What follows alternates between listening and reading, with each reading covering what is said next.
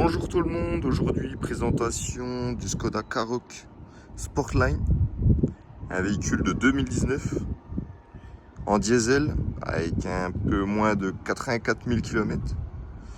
Alors au niveau de la carrosserie, assez propre, au niveau des jantes, très bon état. Il y a juste au niveau de l'arrière gauche où il y a quelques petites griffures. C'est un véhicule qui est automatique. Au niveau du coffre, on a un assez grand coffre qui est plutôt pas mal pour partir en voyage.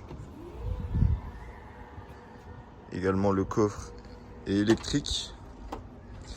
Au niveau de la jante arrière droite, rien à signaler.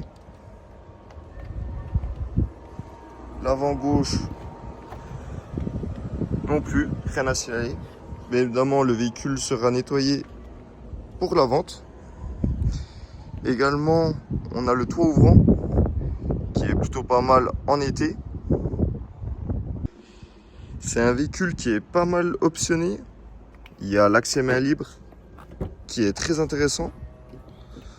Ici, on va voir tout ce qui est vitres et rétroviseurs électriques. Hop. Si je m'installe à l'intérieur,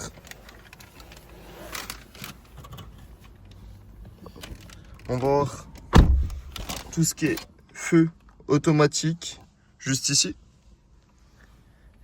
Également, les feux seront ici et les essuie-glaces de l'autre côté. Bien évidemment, nous avons les palettes au volant.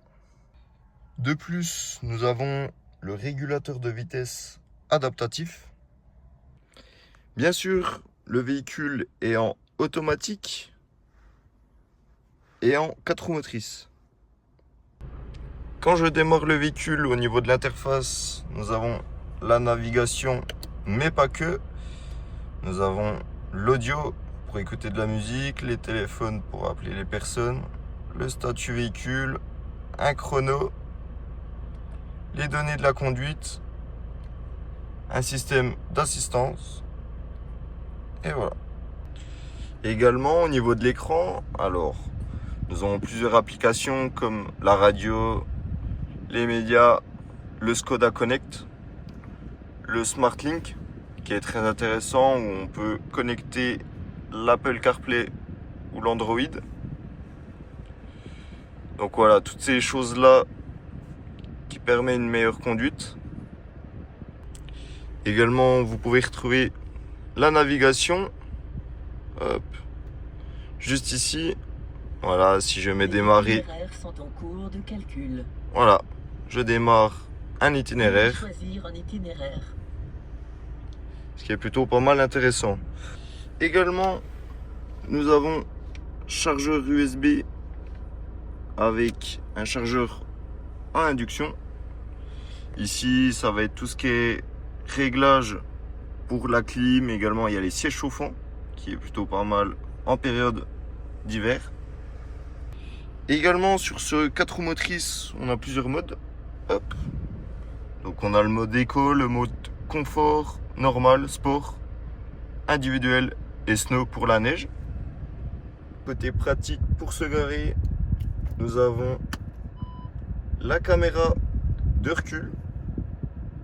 Également, vous pouvez voir le toit ouvrant qui est plutôt pas mal pour l'été. Donc, qui est réglable juste ici. Au niveau de l'arrière, on a les vitres électriques.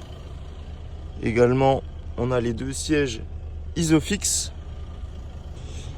Par ailleurs, on a la couloir centrale. Également de la climatisation avec une prise 12 volts pour charger son téléphone à l'arrière. Si ce véhicule vous intéresse et vous voulez plus de renseignements, n'hésitez pas à nous contacter.